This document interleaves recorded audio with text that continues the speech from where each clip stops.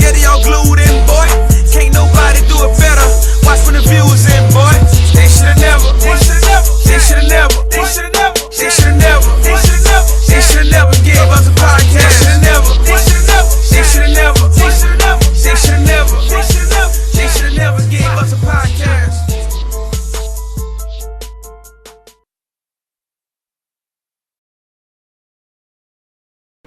Get everything popping right quick, real quick. I did a podcast that these niggas called that bitch on the phone. Yeah. Outside on St. Charles. Like, look, nigga, street calls is passing. You gonna get shot. You wanna do this right here? It's a damn phone cast. Right on Felicity in St. Charles. Ooh, Felicity in St. Charles. Yes. Hey, they was So he wasn't playing no games, huh? They was laying tall and everything. Tough. Man, stop it. For real, bro. It's a lot going on St. Charles right Man, now. Got a nigga outside with a stop and slow sign. Nigga. Yeah. One of the noisiest streets in the damn city. I went to church today. I was late for church, messing around with St. Charles. That's around Felicity. Yeah, I went to That New street Orleans so today, tall, bro. But Felicity will take all your front end off. Felicity, you try to Damn. ride the bump and get into a bigger bump. Hey, bro. All right. Wait. Drive So over you there ducking the and bump just to go into a bigger bump? It's like run to a nigga you really didn't want to see. Like, I ain't want to see this nigga. You saw it. Didn't want to see this Yeah. This not the nigga I want to see. Shit. Yeah, like I ducked him to go get fucking. ran into him. Stay with this nigga. I turned around back down. I really didn't want to see. Oh man, look. I want to welcome y'all to an episode of They Shoulda Never Gave Us a Podcast. This your boy South Beach Merc, and I'm here with my co-host D Crosby. Yo. And we have a few guests in the building. I'm gonna let them introduce themselves. Oh, we gonna go from left to right? Yeah. All right. Mark Caesar. Shervey. Comedian Ronnie B. Real. Okay.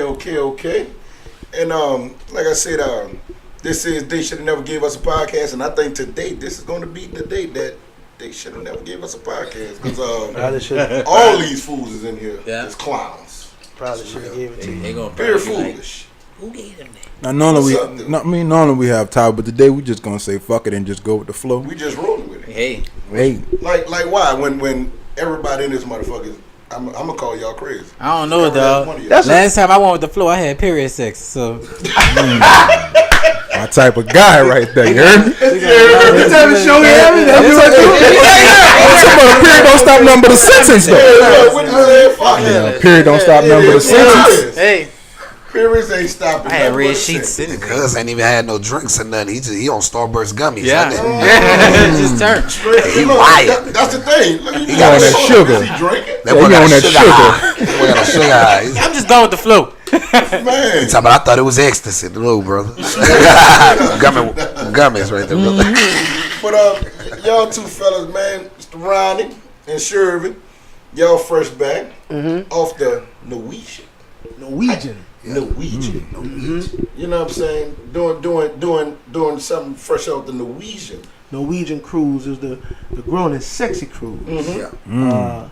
It was the 17th annual grown Shout and out sexy. KJ. KJ is a guy who put the whole thing together. He also a DJ too. And so, but he real dope brother, honest brother. Of course, we made it back. So you know, it was a nice event, man. Real nice. 7 nights, 8 days. 7 nights, cruise, 8 man. days. It was from start to finish.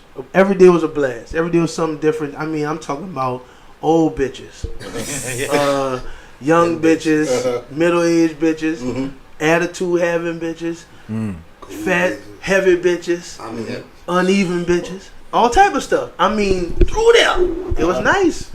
It was very nice, bro. Ugly bitches. Ugly bitches, all of them. Would have said every type of woman that you would want. Man, All in harmony. So basically, you had a boat full of Lincoln to buy your bitches. But listen, That's nice. Okay, got it. listen, we was outnumbered like what? 10-1? Oh yeah, 10-1. It was like Easy. Xavier campus. Easy. Yeah, like Xavier University. Easy. Seriously, like every time you turn around, in all nationalities, all of them. But it was mostly black folks. Mostly black folks. About 1,500 grown and sexy people. Yeah. About 1,400 of them was black. Yeah. Real talk. Real talk. Covered the whole boat. Man. We docked next to another boat after the Cozumel stopping there. People looking from that boat, looking at our boat. The white people. See what's going on there. All white people. The white people were Came terrified. outsiders. So what you're saying, the You cruise should've industry seen, is segregated. That's what you're saying. Oh man. Man. Listen. The white people were terrified when they got to boarding. Yeah. And they walked in, and they seen that room full of over 1,000 black. Like they was checking their tickets. They was going information like, listen, I think we at the wrong spot. Like, we going on a cruise. They was like, yeah, that's it. They was with all them black folks. Yeah. Oh man, but How we long showed was the up. cruise? 7 days. 7 nights, 8 days. Yeah. And how many other nights did y'all perform? 4. 4 nights. Yeah. 4. Yeah. I've been to be honest with you every day. Every day. Because we walking through like, hustle on the hustle, moving merch. Right. You know what I'm saying? Connecting with people, but at the same time we cutting up. We cut They seen us perform. The first day was Monday in the Stardust Theater. And over 700-800 people in there, packed house. In there, going in full from start to finish. Nobody left. Right. I mean, it was serious. Like, energy was crazy. It was serious. And like, as soon as we come out of there, they all over the place. They had the pop up shop. Right. We probably took about 800 pictures. Yeah, every time you turn around. Like, not even an exaggeration. So like y'all had it popping like that much. Like, man. Say, bro. Man, kept stopping in the hall. See, I'm sure one thing I know about you, as far as comedian wise, I know one thing: you can grab a different audience, regardless if it's white, black, ignorant, all the way to Christian. Yeah, I mean, I guess we were just talking about this. To be a comedian, you have power. Right. You could go in the room and change a whole room. Right. No matter who dealing with what. How many times, like, we all that came out of the show and been like, somebody walk up to you and say, man, look, I want to tell you, you talented because I'm one of the hardest people to make laugh. It sound like you fucked up. That's what it sound like, first of all. Since you have a fucking issue. Yeah, something wrong with you. What was on your mind? Yeah, I'm going. Hey, that what it is? Some people probably walk in the building like. Yeah, they walk in with that attitude. They walk in with that attitude.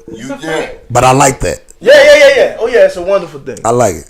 So as a comedian, that's something that y'all enjoy. Oh, yeah, I did my job. For me, besides the people that's gonna laugh on the regular. Yeah, for me, those who gonna be. For me, because I feel like from that day on, they'll come in with a different mindset. Yeah. Because a lot of guys, they don't really like to give new acts a fair shot. You know what I'm saying? They come in, they don't know who you are. Because these people that know us from a can of paint. Right. At all. From a can of paint. The dude that booked us, shout out Comedian Q. Yeah. The dude that booked us, man, he seen us perform before we worked with this guy multiple times. So when he brought us, he already knew. He like, yo, my dude's finna eat. Yeah. They finna destroy. But these people didn't know us from a can of paint. But they showed us so much love, man, even before we performed. Yeah. But they had the meet and greet. After we performed, it was like... It was magical, but I ain't gonna lie to you. It take your confidence to another level because it's like, this is a bunch of people who don't know me from all over. Everywhere. L.A., Denver, everywhere. Jersey, Iowa, Milwaukee. I mean, now y'all name is... Oh, I'm international now. Brother. I see you before, like, don't get me wrong. Wait, what you said? I'm not local. I'm international. I sure. Hey, I'm international. it's different. It's different. Tough. I live here. I'm a water nigga. That's tough. That's tough. They can say I live here, but what I'm people everywhere. don't understand is different, bro. Like, it's different from performing at a show somewhere and you kill it, and you see those people that night. After most comedy shows, people you headed out the door. You know what I'm saying? You might get the vibe. Right. You might get the vibe with the people maybe 10, 20, 30 minutes at max. You know what I'm saying? Then they gone on their way. In this situation, we killed it. And then we still had 7 days left with these people. You know what I'm saying? So, and they still wanted to see more material. They from you. They wanted to just vibe with us, man. They we sitting down eating. It's different. Like eating in a restaurant. They want you to tell jokes while you eat. Man, they come sit up, but they just want to chill. Right. They we just want talking about life and stuff, and they just want to laugh and chill. Yeah. Listen. This food, I didn't even know in Dallas they had some of the people was stealing out the check cashing. No. They hadn't got so fast that they started cutting the walls out. Yeah, this a minute ago. This a few years back, maybe like 5-6 years back, and Dallas they call it knocking.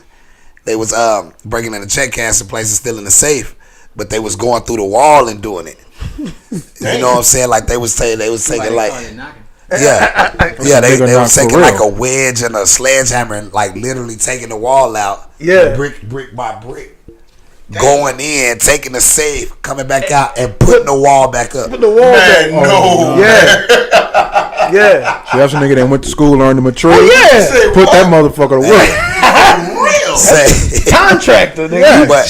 But we just sit there and talk to people like things about that, like just about home, because people, they want to know about you. Yeah. Once they like your comedy, they want to know about you. Then when they find out, okay, this guy's a nut all the time, like he just being himself, you know. And they grab hold of what they like in your set, what they saw you perform, and every time you see them, every time.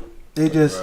Every time. I was doing a material talking about a preacher in my set in my first night, and every time they saw me, it was They kept like I was doing. And the next 2 days, and that's the way they try to greet you. Yo, he was pastor boy. I was pastor boy right there. Yeah, like, yo, what a pastor boy at? Man, what man? You know what I'm saying? Because people, it's just like that's why I said in 10 to 30 minutes, people leave.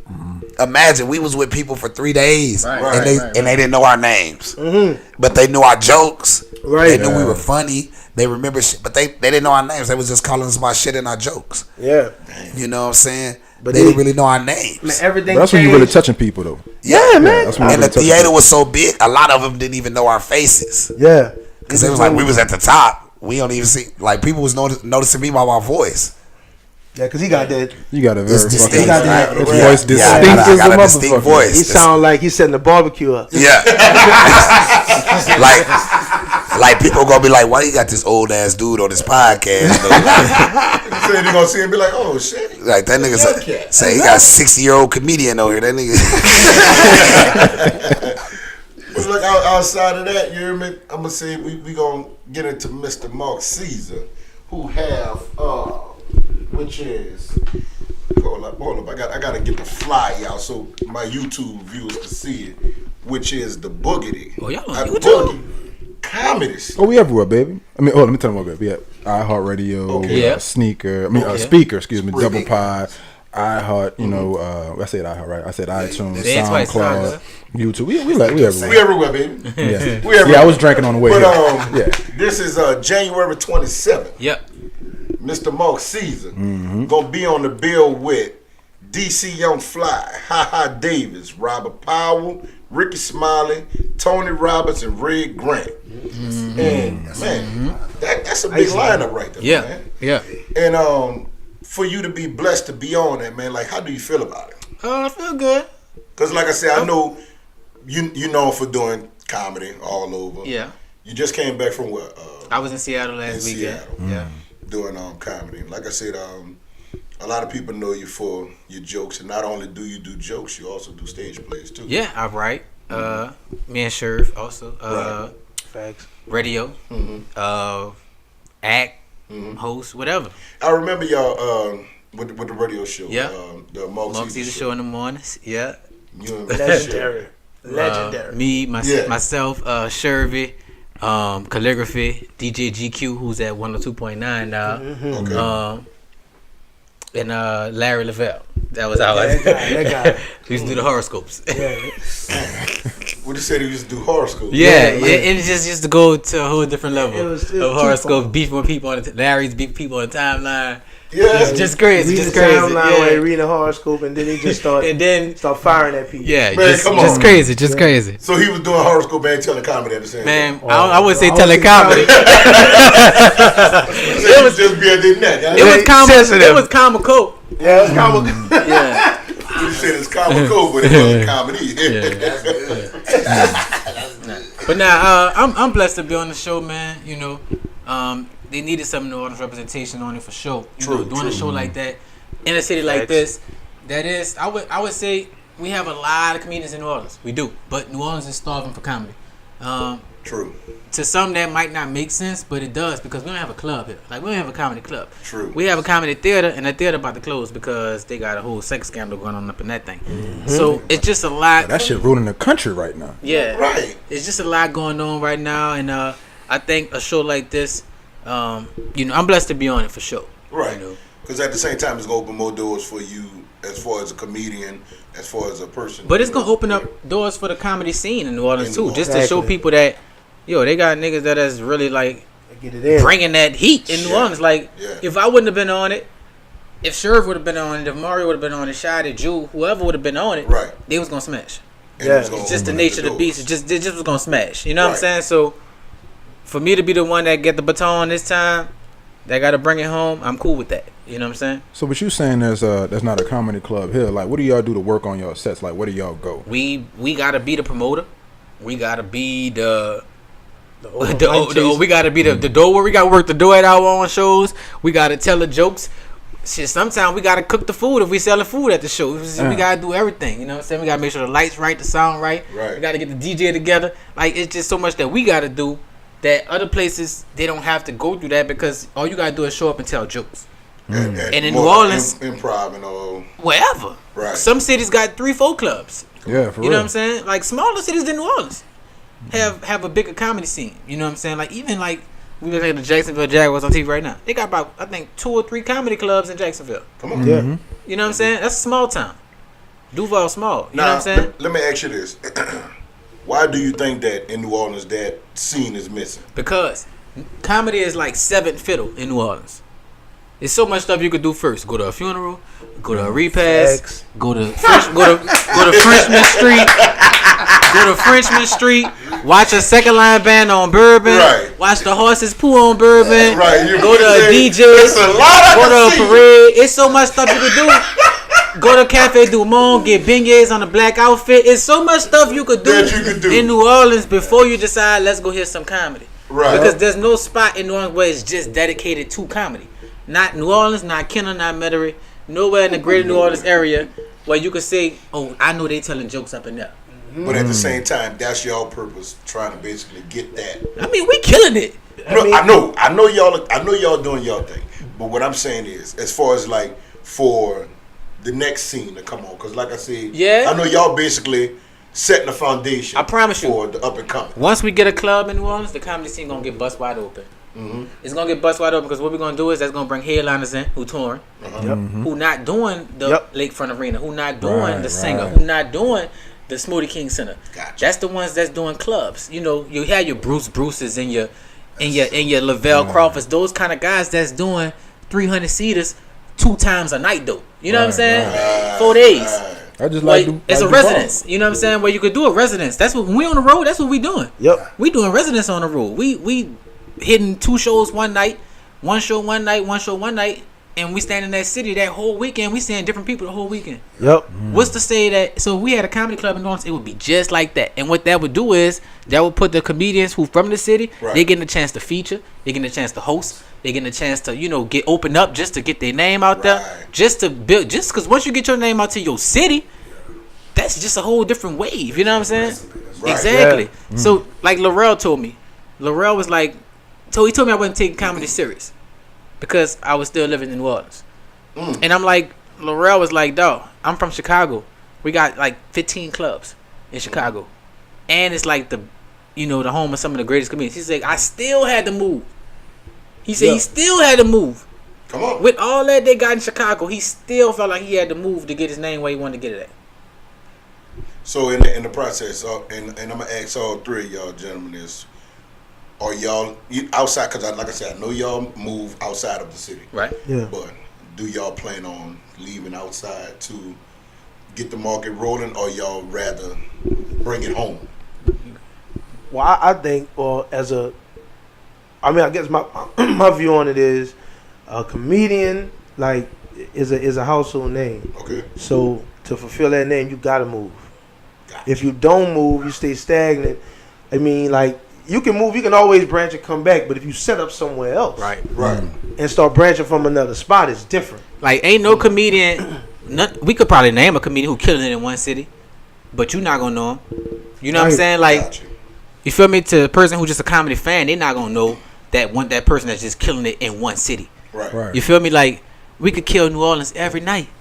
I could do a show in New Orleans every night, and you probably can say the same thing about Dallas. You know, you could kill that city all night, and we still gonna see people who never seen me perform before. Every time I hit the stage, it's gonna be somebody who never seen me before in this city. But at the same time, I still need to go and hit other spots so they can spread that word. You know what I'm saying? It's like people gotta get the word out for you. You could tell people you funny all day, but if nobody else ain't vouching for you, then it don't matter. It don't even matter.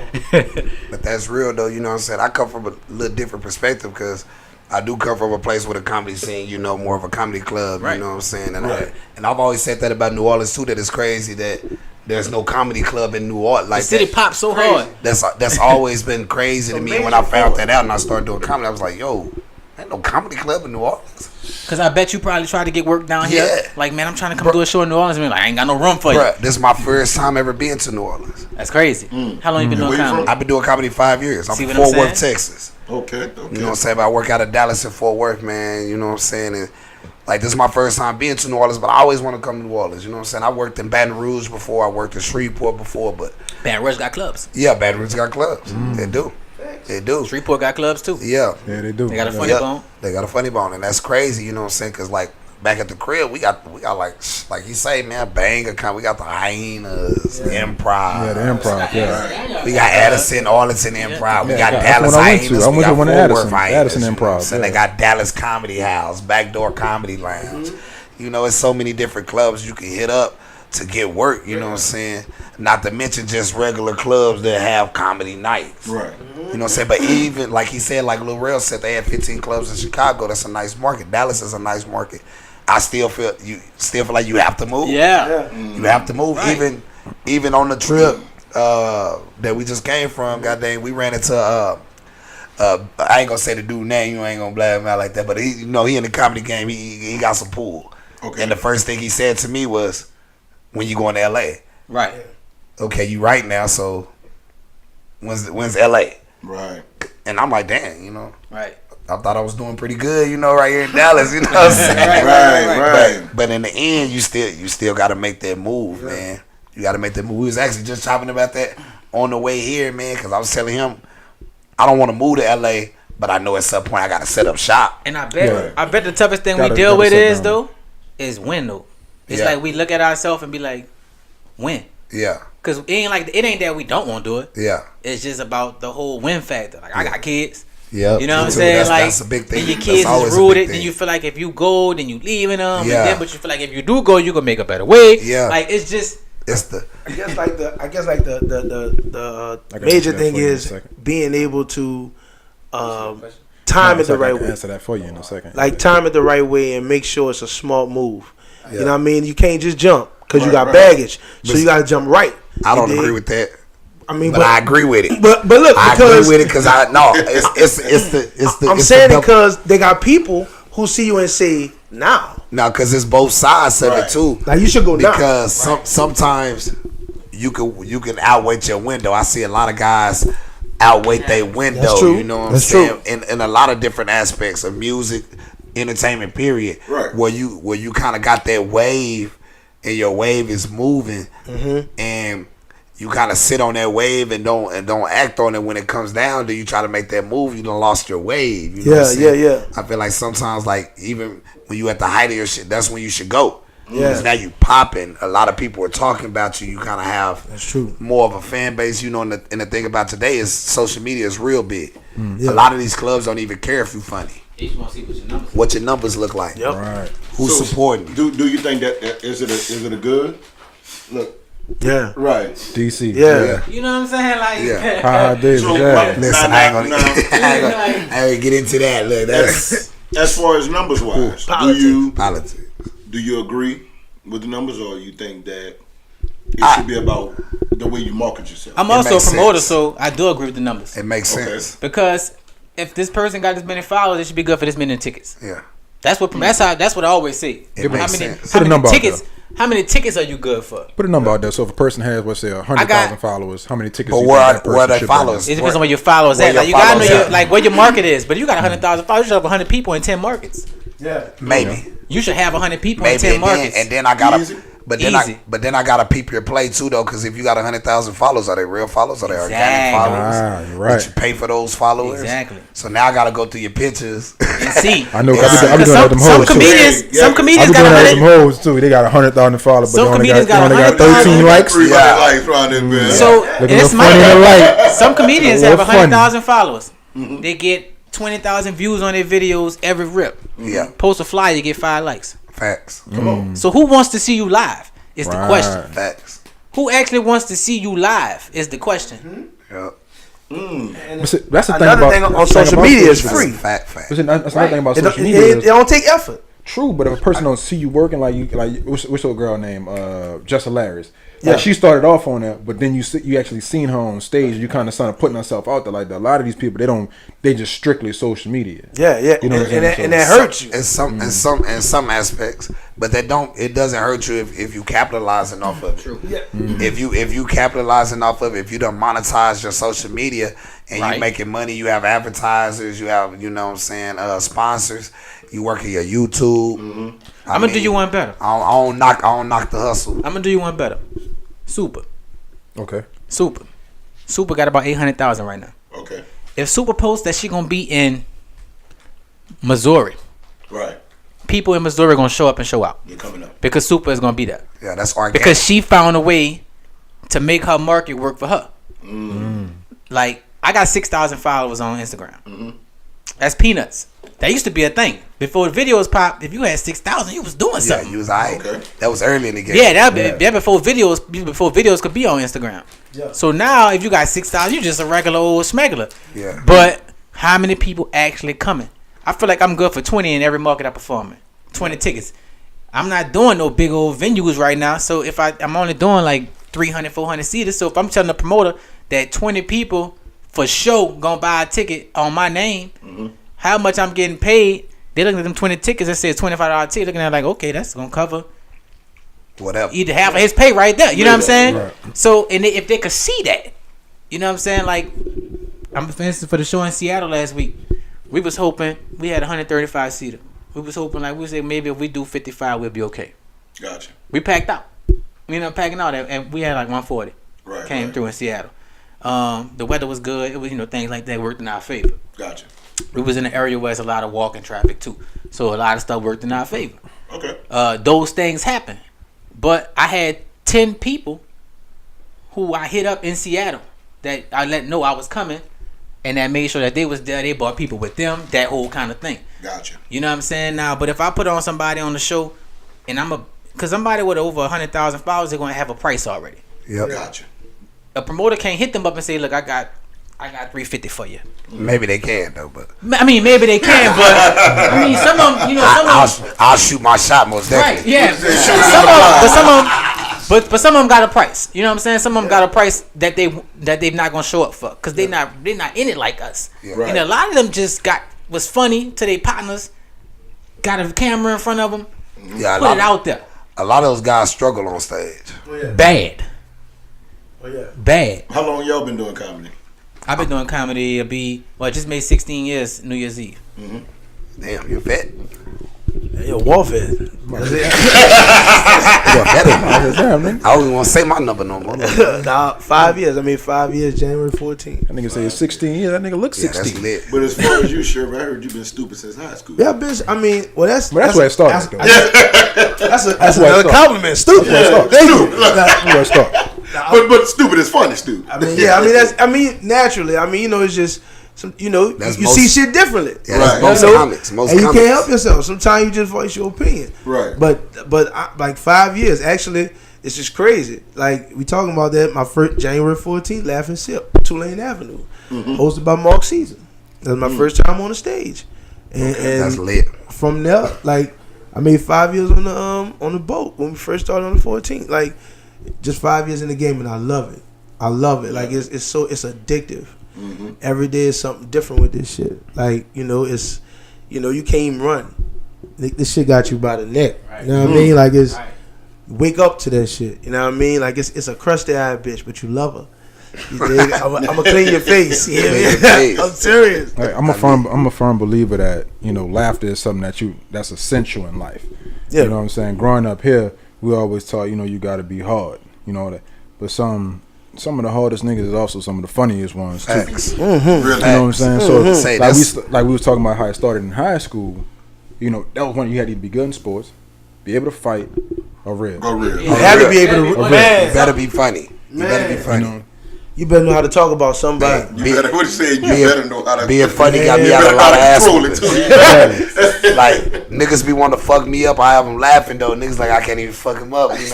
Come on. Because even though he on my ass, right, it's funny. And I've always been that kind of nigga. You know what I'm saying? Well, I joke a nigga, out of anything, whatever. You might be mad when you walk up on me, but after I get to, I'm like, hey, tripping, bro. What, man? I ain't really do nothing, brother. Look at this. Words. Like I said, brother, you don't want to fight me in them shoes. They ain't got no grip on the bottom of it, bro. Listen, man.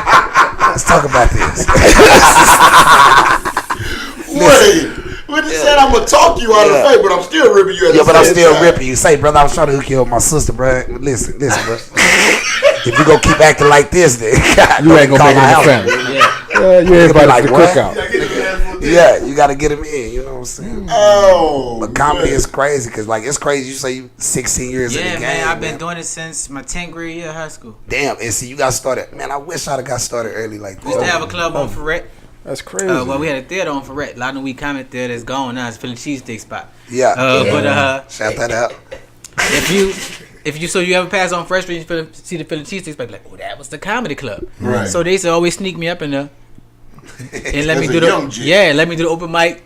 You know what I'm saying? My mom be looking for me when he around the corner at the comedy club. You know what I'm saying? So, I grew up right there. So that was a. Plus, I got to grow up under a comedy vet, you know what I'm saying? Miss Dupree. I got to grow up under Miss Dupree. Sometimes on the morning show, you know what I'm saying? Like, literally just being at her parties and stuff like that. When she bring people in town, her Mardi Gras party is infamous on Napoleon. Right. You know what I'm saying? So, just being around it, you know what I'm saying? So, she's from here? Yeah, uptown. That's dope. Yeah, her mom used to be a teacher at Woodson. You know what I'm saying? Like, real uptown. That's dope, man, to even have it like that, man. Cause that's you saying you chose comedy at such a young age. Yeah. Like, how did you, like, what made you go that route? The thing is, I ain't know I chose comedy. I ain't know. I played baseball. I played baseball in high school. It was good too. I played, I went to Riverdale, so it's a white school. The team we pretty good. Baseball is our thing. You know what I'm saying? Get smashed in football, but baseball was our thing. Right. And so I was real good in baseball. Won championship, everything like that. And it was like, okay, so what I'm gonna do? Riverdale had a good baseball team and a nigga had one white boy who used to, what's the shit when you put the pole down? Yeah. You go Yeah. fucking city that boy. He the only one. Yeah, so he's always going to nationals. Yeah, I know exactly what you're talking about. He's always going to nationals. Riverdale was hard. He was only So, that I don't think they had a full team. Nah, so we was good. We was good at baseball and track. That's it. Look, I tried it right, and I put the fucking stick down. I probably got about 3 feet off the ground. Yeah, that's it. This is a skill, bro. For me, dog. It's a skill. It's not for me, bro. It's definitely a skill. Look, I ain't know. I'm 6'3" or better high jumping, right? Long jump, easy. 30, 33. Killing it. That fucking pole vault. Nah, you got it, bro. You the only one out there. He out there just practicing. I just ain't know what I was gonna do with myself. So the whole time I'm performing, doing stuff. At the same time, I end up joining the Air Force. You know what I'm saying? So the whole time I'm in the Air Force, I'm performing too. I get overseas, I start performing performing with other troops while we over there, keeping everybody laughing, stuff like that. Then when I got back in town, when I got home, I was like, all right, now I'm really got home in 08. I'm like, I'm really about to take this serious. Right. Linked up with Shotty Feel Good in 08. Me and Shotty started moving. Shotty had just started at the same time too. So we start moving. Then we link up with Blowfish, Jude, Mr. Fat Man. We do the New Orleans Bad Boys of Comedy thing. Okay. You know what I'm saying? We doing our thing for a while. I get sent overseas again. The whole 2010, I'm overseas. After that, I come home, start Pitch Your Pants Comedy, Laugh and Sip. We just start rolling from there. It's been rolling ever since. Gotcha. You know what I'm saying? And that's true because comedy is like it's multifaceted. It's like you might say I'm saying comedy, but it's acting. Yeah. It's stand up. Right. It could be singing. It could be, all type of stuff. Like it's just monologue. It's all kinds of different forms. It's different than you just gonna find yourself landing somewhere. And to be honest with you, like similar to what Mark said, comedy is the only thing a nigga really completed. Right. Like real talk, I got trophies in baseball, and I was 7, 8 years old, 9 years old, 10 years old. I had a scholarship to play at Shaw High School. Okay. I ain't go. I wanted to do theater. I went to another school. I did theater. I went to NOCA and stuff because that's what I wanted to do. That to do theater. I played on the basketball team for Easton. Stop. I wanted to move around and do the little drug-free play we did at the different schools and stuff. I ain't want to play ball. And I started and stopped a lot of stuff like that, but that area was one thing that it pulls you. Like you can't, man. Why would I not do this? You know what I'm saying? Right. Like, I want. It's not really about being funny. It's like I want to be me. Anything else, I'm dormant. Even if you playing balls, you got to be serious. You can't play all the time. Nigga know when you wind down, we ain't got no game. He the funniest nigga in the room. When you on the court, you do that shit, you gonna be on the bench. You ain't gonna never get no time. True. You gonna never get the foul. They gonna be shooting 2. Y'all relax on the first one. No. You know, none of that. You don't get none of that. You know what I'm saying? Like, but comedy is like it's to us it's like it's different. It's definitely different. Right. It's a lot of people classify comedy as therapy. Yes. Is it therapeutic for y'all? It's the most therapeutic thing I could ever do, dog. It's like, bruh, if I'm having a real bad day and I get to hit the stage that night, it's different, man. Yeah, that's the thing for me. It's different, like, man. You come out there because you get to talk about it. Like, I'm pretty sure my jokes might make other people feel some kind of way if they're in their feelings. Like, they make them like feel like, all right, I ain't tripping, you know. He got, all right, now I had in my laugh, I'm good. But for me, I might have something terrible going on. I get on stage, I don't even remember what was going on in my life before when I get on stage. Come on. Then I get off stage, I'm right back in it. Yeah. I'm right back in reality. Yeah. You know what I'm saying? It's a drug. Like, so them 30 minutes, how long my set is, I'm out of whatever my element was, I'm out of it. Yeah. I'm this now. I'm just on stage now. Yeah, so but you can't see that when you up there. You can't. It change you. Like I mean, like when you really hit that stage and you get in that pocket and you get in that groove, it's like, man, bro, I'd have been like dirt tired. I'm talking about like before they called me on stage, I'm like sleep. Yeah. You know what I'm saying? And then I get that microphone, you can never tell. You can never tell, and I come off stage like he said, be right back sleepy, right back tired, like I can't. So that stage boosts that energy. Man, so it's like an adrenaline rush. It's different. It's like I wouldn't even call it an adrenaline rush because like the first time I performed, like the first year, everything was an adrenaline rush. Now it's something different. It's bro. a calm. It's spiritual. It's very calming. Yeah, that's what I'm gonna say. It's almost spiritual. Like, I ain't gotta worry about it's a safe space while I'm on stage. It's almost a safe space. Yeah, it's almost spiritual, man. Like for real though, cause like people don't know. Like you get in that zone, like unless it's hard to explain unless you done been there, right? Unless you done, it's different, man. Like that, like the nights when you on there and you vibing and everything's touching and hitting. Like I know you probably done even wrote a new joke on stage, just because of a situation. I've added stuff to my bits, just from stage. That's something that stay in my joke now. You know what I'm saying? Because you keep that because it's different. It's different, bro, and it's dope to just be able to be yourself and like he said, have a conversation with the people, man. Yeah, that's what I feel like when I'm up there. I'm talking to you. I'm having a conversation with you. You just can't answer back. Your answer back to me is laughter. You gonna get some motherfuckers gonna answer your ass. Yeah, some motherfuckers gonna try you. Man, I hate when I'm on stage and the motherfucker won't answer my jokes like I like that. I ain't gonna even lie to you. I like that. It was rhetorical, my dude. Like, relax. You need to relax. As far as Mark, I remember one time when you was what y'all was at what's the name of on St. Charles? Eiffel. Yeah. I remember when I saw with the skit where you was telling the girl trying to answer you joke, but you bomb right back at her with it. Oh yeah. When I was the joke I'm talking about having sex and coming too fast. Right. And the dyke in the audience gonna say, and you was done. And I say it's always a motherfucker with a fake dick trying to shit on a nigga. Like, bitch, since you could go all night, you feel bad about myself. Yeah, you got to get for your fucking hips to start hurting up and up. You know what I'm saying? You worrying about me. You could hump back and forth all motherfucking night. That motherfucker just gonna sit there. But I'm always ready for that shit. Yeah, I'm always ready for that. I'm always ready for that. See, that goes back to them high school days. Because you had to be like when you form that fucking circle. And y'all ribbing and shit, you gotta be quick. Yeah. Because don't think you're gonna be the nigga on the sideline. No, just gonna laugh at it. Oh no, I'm coming for you too. The quickest ribber was the best ribber. Yeah, it's cool. Yeah. Whoever get this shit off the fastest. Whoever get it off the fastest. But on stage it's a little bit easier because I got the mic.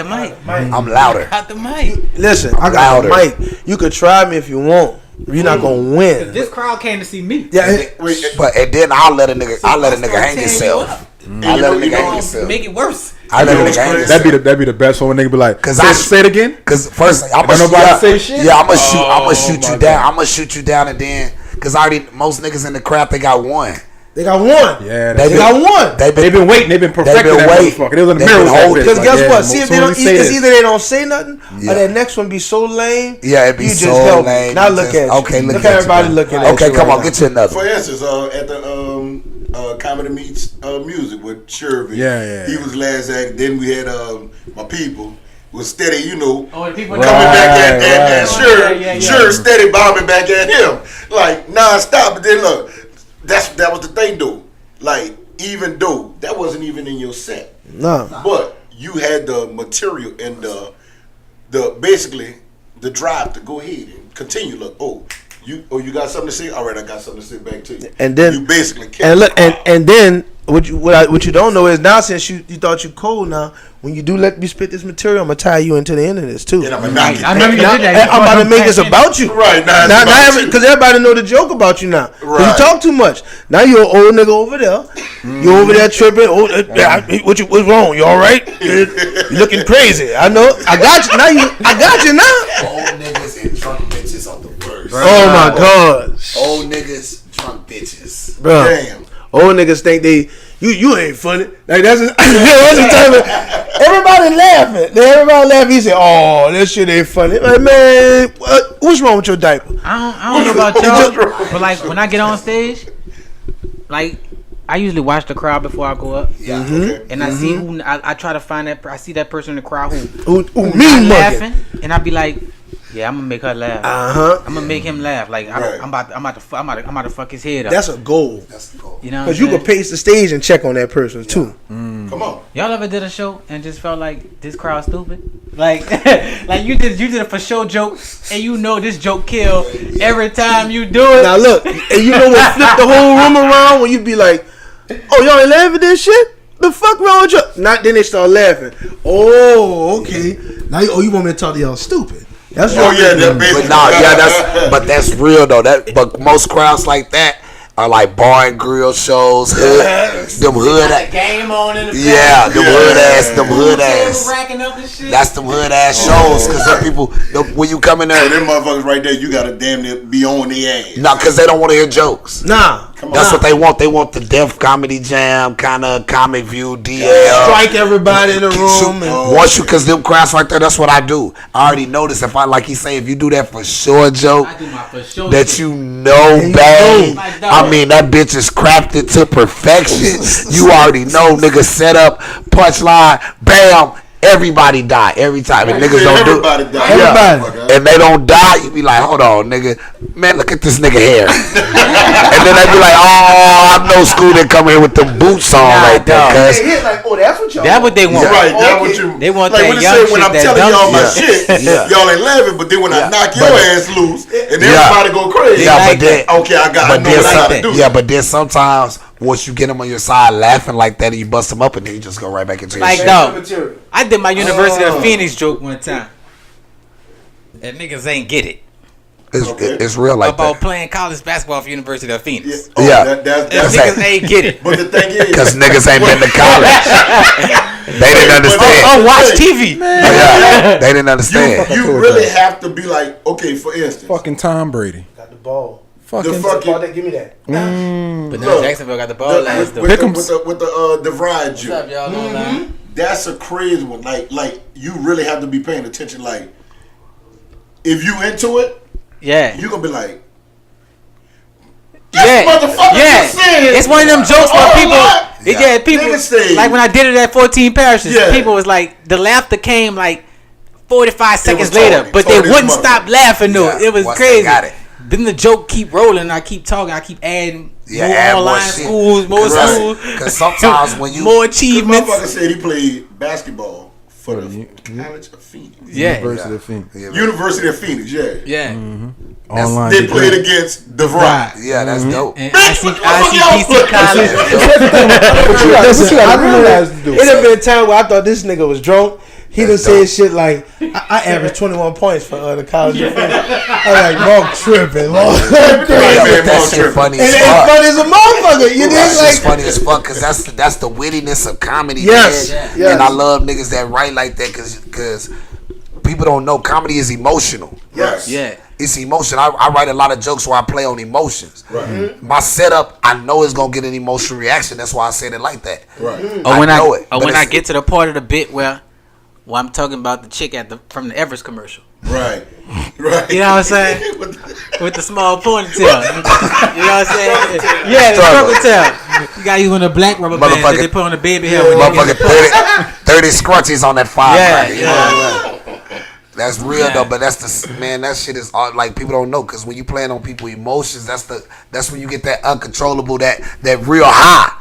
Yeah, because the motherfucker can't control that shit. Right. Because it hit them, they didn't even know it was coming from their house. Right. Shit. Right. Yeah. Sherv got one too. That's funny. Sherv got one too that catch people. When he do his getting pulled over by the police. Oh yeah. I pulled that this weekend. When he get pulled over by the police. Yeah. And then he hit him with the Law and Order. With the Law and Order, the whole spill from the Law and Order. The crowd erupt, dog. It kills every time. He did that VIP show, right? Yeah, at the Haven. He did that shit VIP. First off, the show was, it was rocking a little bit. It was a little stagnant, though. Got a little stagnant. Man, my dude came up and flipped the whole room. You know what I'm saying? So before he got on, it was because listen, it was up and down. It was one of them. Up and down. It's up and down. But you got people in the back talking. Because it was like we're in like the top of the ship and it's like glass cabana, like VIP, pool in the middle, jacuzzi. But it's set up so dope and they packed that bitch. All the time you got chicks sitting at the edge of the pool, feet in the pool, but they right here in front of us. It's like working a small room. Yeah, but it's like 100 people and they're like jam and free liquor. Come on. And so back in the room, got about 20 people. Wait. Oh yeah. So on a Norwegian, they give you free liquor. No, brother. No. You drink all day long. Huh? Nah, you got to get a free. On Carnival. You get a. We have what they call an unlimited drink package. Yeah. With the grown and sexy. With the grown and sexy, man. The dude KJ looked out for us, man. I drink mean, all day long. All day. Okay. And so like we up there, and they got 20 people in the back just raunchy. Like the first two comedians catching hell because they, the back of the room controlling. Right. Sometimes in certain situations, and I guess it's almost like a vet move. You got to know that you got to control the room. Yeah. True. Yo, look, like because we come up in that jungle shit. Yeah. Right. Like, listen, it's real. Y'all gonna shut the fuck up before I come back there. Yeah. This ain't no open house or none of that shit. Get that shit together. That's why work in certain rooms get you strong, man. Yeah. Yes. Like it's some shit you gonna get in these underground rooms that you're not gonna get in the comedy clubs. Now, see, that's a fact. That's a fact. I be telling people like I know my material is almost you got to be thinking. It's almost 100% because the niggas gonna let you know. Yeah. And I say niggas. I ain't saying black people. I'm saying niggas. But I be telling comedians, and someone be asking me like, how that joke hit here and that hit there. Because it's all about how you do it. And then someone be like I be bringing me on the show on the road, and they be like, well, how many people think how you think the room gonna look? I'm like, who cares? It's gonna look funny, nigga. Go do jokes. Who cares? Like go work out. Like shit, though. Like I hate comedians that be like, oh yeah, it's a white crowd tonight. Nah, it's everybody. It's a crowd. Be yourself. It's a crowd, my dude. Go but tell jokes. Like you say a lot, but a lot of guys, I ain't gonna say a lot of these new cats. Well, I will say a lot of these new cats. They don't craft. Right. Yeah. They don't know what crafting a joke is. They just go up there and say dumb shit. Yeah. And they think that's comedy. That's not comedy, brother. Right. Going up there and just saying dumb shit, dick, fuck, hell, shit, motherfucker, fuck a bitch in the booty. That's not comedy. The worst thing I didn't see when a crowd not comedy. When a crowd is too smart for the fucking comedian. Like just kind of like what you was saying, like he got up there and he was just doing like not knock jokes, but it's just shit that just wasn't hitting. Yeah. So the crowd was just like looking at that nigga like. But that's what I'm saying though. That's a delivery factor. Yeah, that's because it's all about how you come off to them. If the crowd is listening, they're paying attention, they're attentive. I mean, what else could you ask for as a comedian? Right.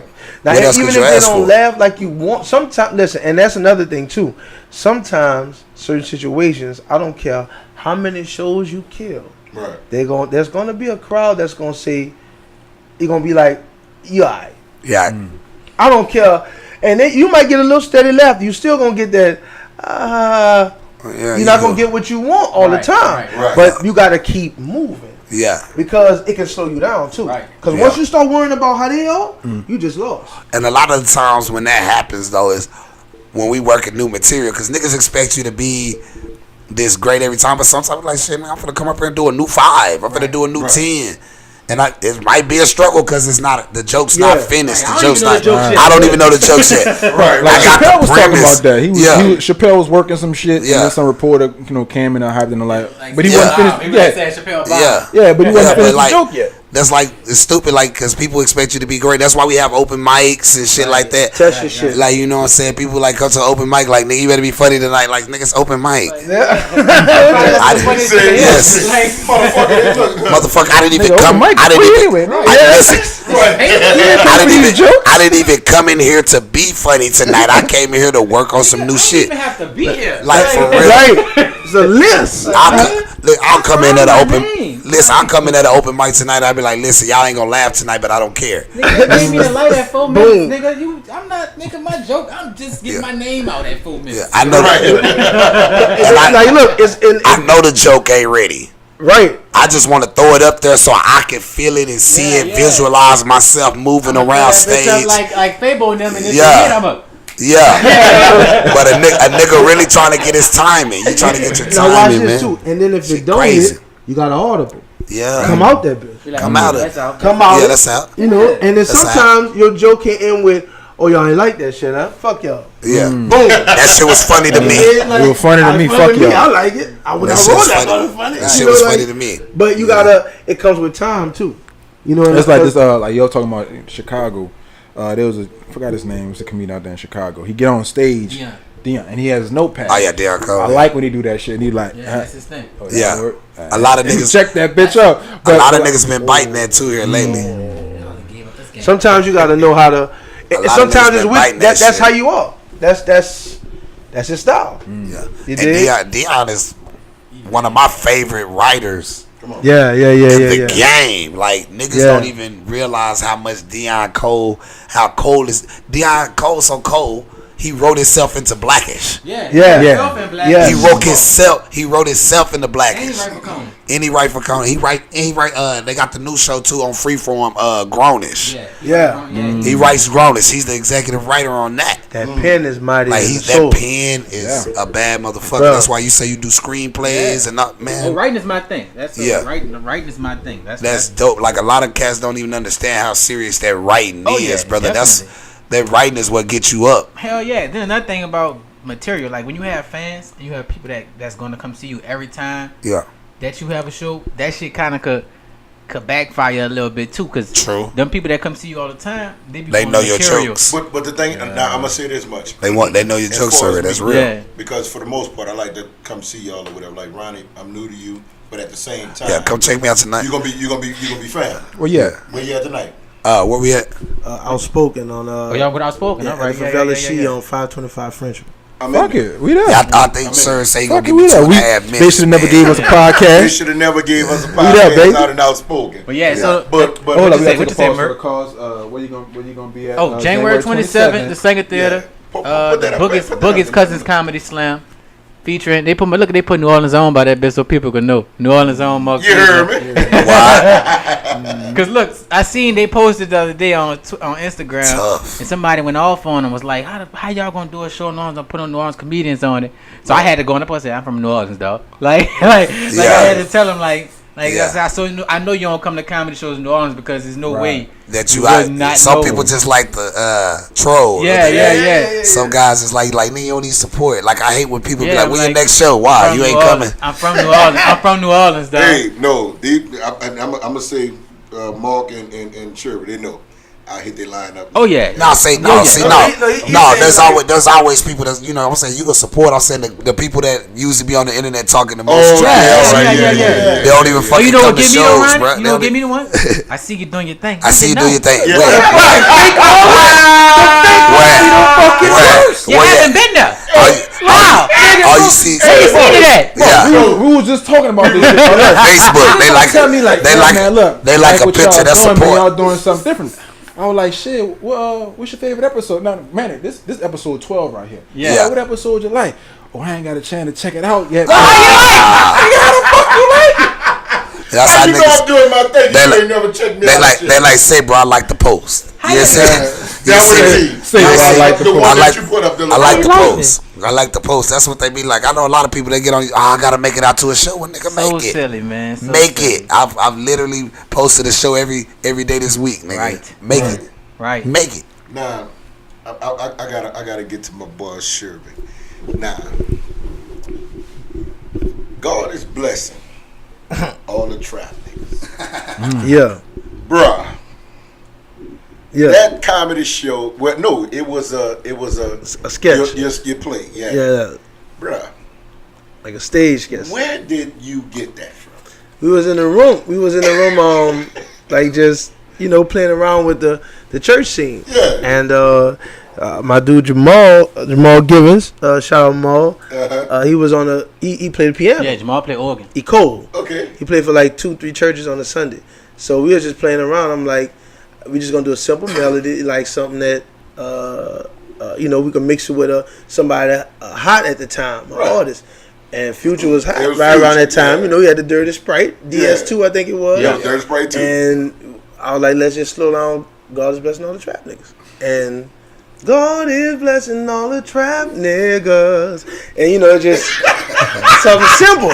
Something simple for God is blessing all the trap niggas. And that was it. That was the whole song. And then you can break that thing down and just do whatever you want to do after that. Yeah, same, just a simple song. And then, because it's just a sketch, you don't want to do too much. Right. You just do a simple song, and then I got fools behind me that singing like it's Men's Day. Right. Like it's Men's Day. Like they just, everybody. That was one of you. Or the jail program when them niggas come home from jail and they in church. Yeah, this jail Sunday. And so they had a fool in the church. We had a gun. That's how you come to the Lord. In today's society, I think you should be able to have at least a little deuce in your in the church. Well, you might need it. Exactly. Look, if somebody would have had him something in that church, they could have laid Dylan Roof. He killed 9 niggas. I'm trying to see. He had to kill 8 before he got to the 9th one. I'm trying to see what happened. I'm trying to see. Everybody was praying that. Y'all wasn't praying that hard. Yeah. The Holy Ghost couldn't have been in there. But that goes to tell you, like, that's why I'm not a. Listen, they was all over 60 though. Let's put that. He didn't kill no young nigga. They was all over 60. Yeah. Half of them didn't even hear the gunshot. So listen, that's a. Like they popping them firecrackers out there. Man, God forgive us. Like my dude Detroit Reed said, man, comedy is pain, man. Comedy is pain. People be like, yo, man, them dudes is wrong.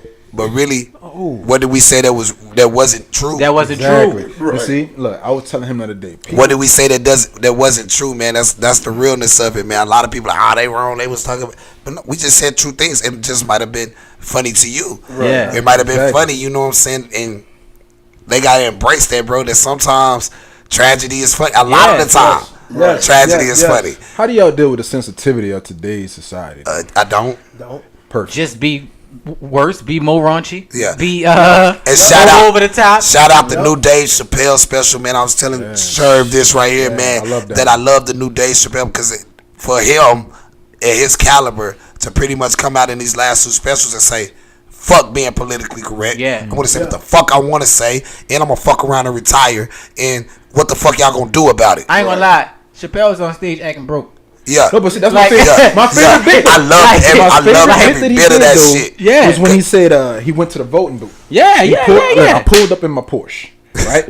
He was like, got out. He like, I stood in line because I'm an American. I'm gonna stand in line because no American should be allowed to cut the line, right? Right. Yeah. And he's like, as I'm standing in line, I'm listening to what the people were saying. Yeah, the white and people. He's saying, y'all are so fucking stupid. Yeah, the Yeah. poor white people. Yeah, what he said, the He's poor white like, people. Trump is He going said- to do this for us and do that for us. He's like, he's not He doing like anything this. for you. They doing He's it doing for it for me. me. You know what I'm saying?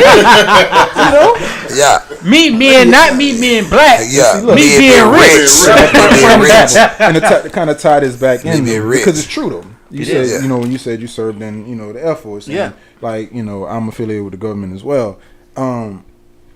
Prominent we have the shutdown, government shutdown. Yeah. Basically nobody's getting paid. Like whether Yeah, you're active, it's real. So I'm not gonna get my but you still got to come to work though. You're going this new form of slavery. You're still gonna come your ass to work. my You're just not gonna get paid. my disability. Right. That's coming. You still gonna get that. Okay. You still gonna get that. Yeah, that's different. That's different, bro. Yeah, you still gonna get that's a different pot of money, but you're still gonna get that. Okay. I be He's able like, to I'll be at my mailbox. Well, see, this is the He was crazy like, part about he it. But see, he was like, they keep don't understand the keep it shut tension down there. that's causing though, right?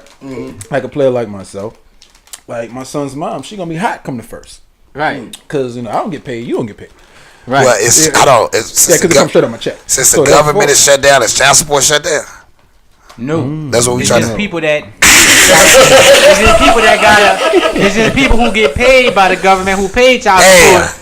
Yeah, It's yeah, shut that down. shit. That's Yeah, it's when a they say wrap on all that. no, child support office don't Oh shut down. man, they need to shut that Look, they ain't down. gonna be like, well, look, right now we gonna go ahead on and wait. Right. The child support office. The child support office don't flood. Listen, They don't lose power. imagine Their it. computers don't go down. Niggas will be trying to keep the government shut down. The child Well, support the shut child down. support office is a motherfucker. Niggas be trying to figure out a Let me way. tell you Like, what they did listen, last we don't year, need the right? So government. last Really, year- listen, we don't need to bring it back. Look, last year, now they take the money out my check. I've been on child support probably like 3 years now, right? So they take the money out my check. Yeah, that's and how they do They're gonna send me a notice saying I'm late. Yeah, I'm like, how? Y'all take the fucking money. It comes Right. direct. How am I late? Direct yeah, straight. You know yeah. what I'm saying? I ain't missing Yeah, money. they don't care. Oh no. Make it happen. Look, see when tax side came, best believe, or we got a garnishment. Yeah. For Right. yeah. But then they're gonna send me the money right back. Yeah, I'm like, it's only a month. say they crazy. They don't care. See, but see, that's why. That's why for the people who go down there and look for those services. Yeah. That's why they need them. Call them motherfuckers crazy. Yeah, yeah. They say Trump was gonna get rid of child support. Listen, I say I'll ain't put him gonna in lie. for a second term. Hey, he do that. I ain't gonna It lie. ain't- Hey, if I do that. Hey, if he do that, You know why I'm though? gonna 'Cause put him. I'm gonna Now, go one for a thing- third one term. thing I'm they gonna are write him doing, in though. on the third. Matter of fact, Get when rid you of been in child Texas, support. one thing when you've been in Texas, they got this thing called the. We got the worst. father- We got the worst I know, child but let me support tell in you, the world. But let me put you up on game though. It's the father. It's a Father's Act or something. Yeah, the Father's Act, yeah. They're pushing that right now. Yeah, but they are. They're trying to take that nationwide though. Yeah. Because states like Arizona, they get that shit right. Explain this Father's Act to me. Like, It's Father's Act is basically what they're doing. They're trying to give fathers more rights to their child because need like prime example, like a state in Georgia, like you don't have rights to your kid, even though you can sign a birth certificate. You know, down here we sign a birth certificate that's our baby, but down there, nah, you don't have no rights to your kid. That's not yours. Yeah, that's pretty much Texas too. Or nothing. So you got to they got this thing called legitimization. Okay. You know, so all that shit you sign at the hospital, none of that shit matter until you actually go to the courts. You know what I'm saying? Because the hospital, they're the ones supposed to file that shit for you, but you got to go down there yourself. But ain't nobody to tell you that. Well, I'm telling you now. Wow. But you know, you got to go down there and file that shit, and that's when you get rights to your child. Wow. But until then, she could just hit. But you can still be put on child support, Facts. even though Wow. you have no evidence showing that. Facts. I that's seen the dude in Atlanta that had that $30,000 in back pay. They locked him up. He ain't know he was on child support for the baby. Right. Yeah. Then he did the DNA test. The baby wasn't his. Yeah, and still had to It pay. wasn't That's another his. thing. In Louisiana, and Still Atlanta had- still wanted still had their to pay. money. He was like, the baby not mine. The mama came down there was like, I just wrote his name down to Yeah. get benefits, you know. In Louisiana, they charge you from the time that she actually go to the office. Yeah. From the time that she actually go, whatever time when she go. Retroactive pay. Yeah, they. So even if they decide, which they always gonna decide in her favor that she should get it, Yeah. it's never been a time where they said no, she shouldn't get it. Listen, I know what you mean, because Let me fuck your head up. Look, my son lived with me. Oh yeah, My son was living in the fucking house when Yeah. she went. yeah. Dog, I went to court. I had one of the, the shit that the printer paper come in. Yeah. The little fucking box. Yeah. All that shit, documents. Yeah, them doctor's gifts. bills, every fucking thing, right? Gifts. School records, everything. I'm signing them that out, was picking gifts. them up, That's all it was. everything. I mean, you know what she That's showed crazy. up with? 12 fucking pictures that showed her house was clean. Yeah. Gifts. and they don't care about none of that. And pretty much to take the child away from the mom, she got to be like a crackhead losing Isaiah. Like, everything, boy. Hey, so that child support real, man. They do 4 years in Texas, nigga. By the time I got on child support, I was like 8,000 in the hole. I was like, what you want me to do with that? Because from the time that she listen, I say, y'all got a job up here for me or something? I can work this off after school or something, you know? It's real though, and they want their money now. Like they not now, but right now. The reason why they push the hard is because they caring about the mama. Yeah, no. Say when you want their feet. When you walk in the child support office in Texas, the first thing they tell you, they sit you in a little room and shit before they get started. They say, "Hey, we do not represent the baby, the mother, or the father." Yeah. We represent the state of Texas. I said, well, what the fuck are we doing here? But I don't mean to get fake deep on some shit. That shit crazy. But at the same time, like, it's just another way to divide the black household. Yeah. And they collecting your money too. Yeah. Yeah, because if you look inside your child support orders, it tells you in the back exactly how much of a percentage that the child support office gets from that. I told you like this. I'm like, man, look, you might want to take me off. No, they get more than that, brother. Look, download cash app. How much you pay. Look, I got a bank account for him. I'm gonna just send the money straight to the bank. That way they get nothing, but you still get you. Yeah, but no, I don't want to do all that. They tricked them. You got it. They tricked them. Do what you do. Yeah, child support is the biggest trick ever. Biggest trick ever. It's right up there. It is. Yeah. It's right up there with student loans and car insurance. Shit, student loans might be worse than child support, nigga. It's right up there. They all up there. Student loans never turn 18, nigga. That's real. Like student loans might be worse than child. That's student. Yeah, they up there. It's like either get student loans or get a Bentley. Which one? Listen. Pick one. Because it's the same price. It's the same price. The right education, you get the right Bentley. Damn. Make a decision. What you want to do? Oh, you can get 2 vans. Shut the fuck. Say, nigga. Minivans or some Astro vans. And you know what? Fill them 2 vans that were buku child support children. Yeah. Just to make it easy. Just to make it easy. Daycare fucking service. This nigga stupid. Bruh, fucking Shervey daycare service coming soon. Let me tell you something. That used to be the money maker in the city, like for real. Dropping kids off. Yeah. But look, them hoes be having all that child support money and still don't have a fucking car. Man. Well, watch this. Look at what the child got on. Look at what she got on. Look at what a weed man wearing. And look at what they eat every night. Every Thursday when the child support payment come through, they always in either the children's place or the woman in Forever 21. What you doing? That's too much. No. Rainbow. Rainbow, nigga. Either Rainbow or 579. Gotta be somewhere they can slide that fucking card. You better know it. They gotta be able to slide the price got to be together. You can't go in sex with you get the child support. No, but you could go tell them all up at 579. You could do it $9 and $10 shirts, $6 shirts, $4 shirts. You could do what you want. Catch you a nice little sale, swipe it on down.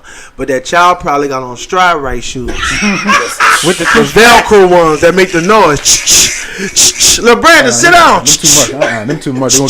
They gonna get them ones from Old Navy. They like oh yeah. I got them child. We got them. I be seeing bitches in the club sliding them hoes for drinks. You know. We got our child support come on a debit card. You know they give my. You see it got the state flag on it. Damn. The Texas flag, you see it, you know, you can see that bitch from a mile. You can see it from a mile away, brother. Man, stop. They be in the club sliding that over drinks. Bitch, we finna get fucked up tonight. My baby daddy started his new job. Look, so we got a promotion? Yeah, it's real like that. My baby we got a promotion. Yeah, I done accepted it now. I got back with my baby mom for 3 years, nigga, to keep the chick in the house. I was like, fuck it, you know what? Hey, I ain't gonna lie, that shit crossed my motherfucking mind. Listen, I'm unhappy in the motherfucker, but listen, I can eat. For a little quick second. I can eat. Listen, I can eat tonight. I say shit. After goddamn me, the heat was on. We had some cable, nigga. I was like, fuck, you know, this ain't that bad. This ain't that bad, nigga. But keep it a buck though. Y'all don't even fuck the same. Oh no. You don't even fuck the same. Nah, cause she once never. you get put on child support, she done fuck with your heart. Nah, cause she keep it let a me buck. hold the card. Yeah, you have It's part of your listen, commitment. listen, if she would have let me hold the card, it'd have been. Fucking out of anger. If she'd have let me hold the card, it'd have been different. I'm like, but she wouldn't give me the child support card though. That was the problem. You don't even fuck the same. That was the problem. She would still treat me like I wasn't in the house. I was like, bitch, it's my money though. She's like, no, it's my money. I sent it to my car, and I was like, bitch. Oh, I didn't see the nigga get fucked over so bad. He still pays child support. They live together, and he still can't get none of the money. He still got to pay all the bills. Nah. God damn. Yeah, that's why I left though. Abuse. I left though. I left. Mental, right? Yeah, that's the type of shit. Check yourself in, huh? Yeah, that's the type of shit domestic violence is built on. Yeah. The foundation. Listen, yeah. Like Chris Rock say, I ain't promoting it, but I understand.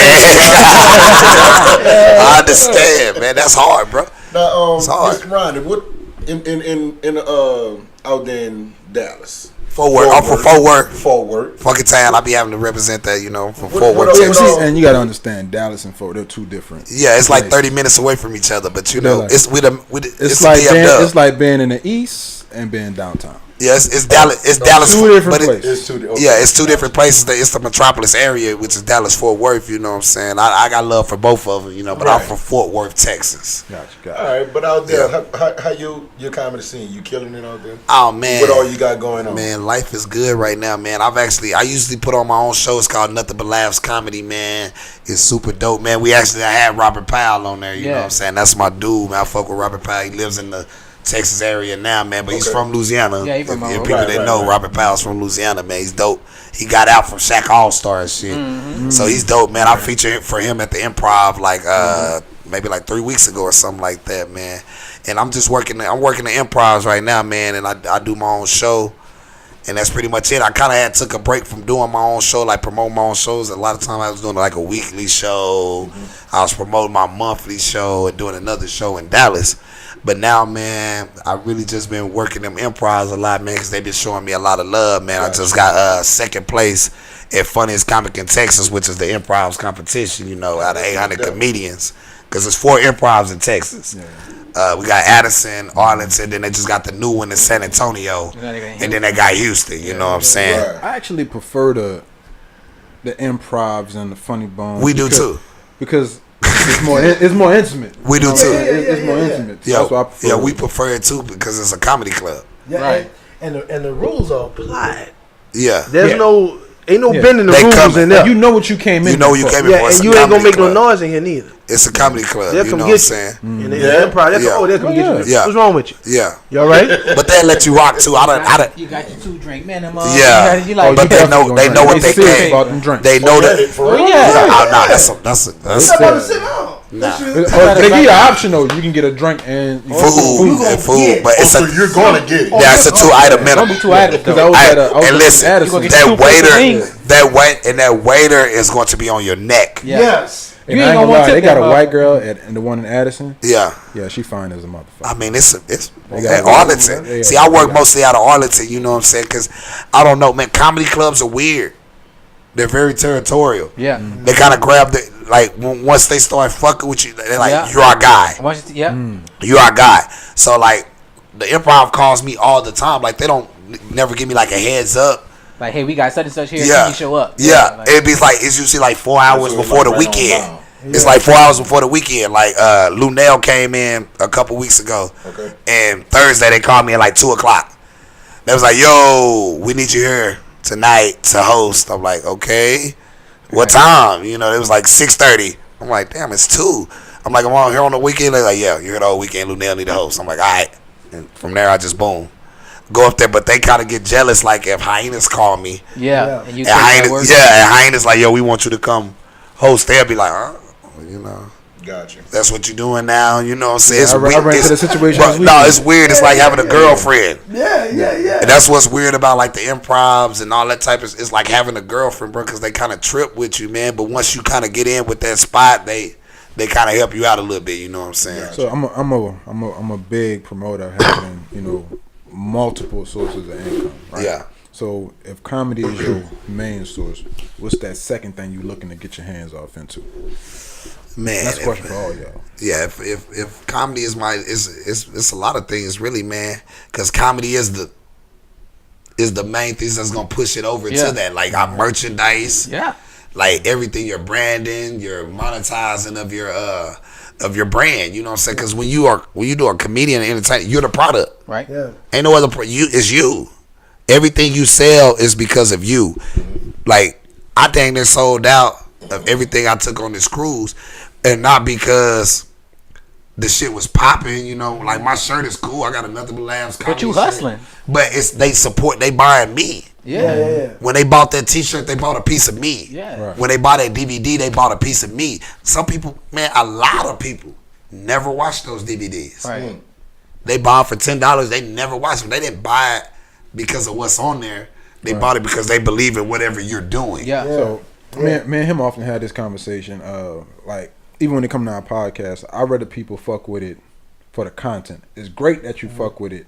Yeah. Because you fuck with us. Right. But I'd rather you be for the content. But do you rather people fuck with it because of you or because of your content? See, and Both. that's why I tell people don't come support my shows. You know what I'm saying? Don't come with on your mind, just coming to support. Because then you're not coming to enjoy yourself. Right. I need you to be there to enjoy yourself. So Right. come back. Yeah. Tell somebody else. Tell a Because friend if to you tell say, a I'm friend. just going to support, you're like, I'm going to come support too. But I know this nigga. Well, I want to support. I want both. But like, I mean, I want to support, you get it, but I'm want understanding, like, I want people to come with the intent to enjoy themselves. Yeah. You know what I'm saying? Because it's I feel- entertainment. Yeah, I You know feel what I'm that too, most definitely. But I feel like whatever's going to get you there. Yeah. True, but I also, feel like I also both, think about it like, like this: who spend more money, the people who know you or the ones who don't? The ones that don't, of course. Exactly. But the thing is, and a lot of times I don't want people to come support me. Like when I'm at the Improv and I'm opening up for somebody big. Right. That's what I know you want to see them, that's that big what- person, but yeah. I'm not getting that kind of dope. Yeah, like but- come to the show that I'm putting on. That's Right. You took the words out my mouth, Yeah, bro. like- Because that's what people hit me up. They're like, "Oh, nigga, you featuring for TK? Can I get some tickets, bro?" Right. Ooh. I'm like, "Nah, bro, I don't want you here. Right. Why would you want to come here? I don't want you here because this is my opportunity to gain. Yeah, this is my opportunity to gain new fans. Exactly. You know what I'm saying? Anytime you get in front of a big headliner, you know what I'm saying, that's your opportunity to gain new fans. Because they're not coming to see you. They don't know you.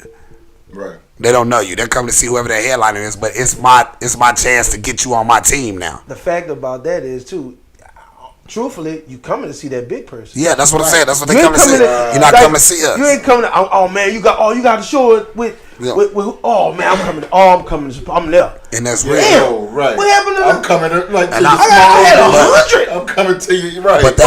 And that's the thing that pissed What me about off. the one when I had my 25 people? Yeah, You but know that's what I'm saying? pissed you off because you like, bro, you want to come up here to the Improv and get the Improv money. They don't. Right. Comedy clubs don't pay you shit. Nathan. They don't pay you Getting shit. paid in this alleged exposure. Yeah, You know what I'm saying? they like the They got bruh. big quotations on it. Bro, they come through. It's straight like it's appreciated at the end of the weekend because it's probably more than anybody else made in that weekend. Yep. You know what I'm saying? When I'm hosting, I make $50 a show. We probably do 6 to 7 shows. That's $350. Now that headliner, like I ain't counting no headliners' pockets or nothing. Right. But they're making bread. Yeah. You know, some headliners come through there and make 70,000, 80,000, 100,000 in a weekend. Right. Yeah. Some of them not showing up for less than Yeah. 35. And they get a lot of them come get the door because they know they gonna sell out. Like people like Monique come through, even though she got a little shit going on with Netflix. Yeah. You know what I'm saying? Hey, let's keep it a buck though. But listen, she been losing her shit for like. bro, I'm gonna keep it a buck. She When going she through come, some shit. when she come through the Improv, she's gonna make anywhere between 100 to 150,000 in a weekend. Boom. Those communities. So why would I sell my exclusive rights to my content for 500,000? See, people don't know that though.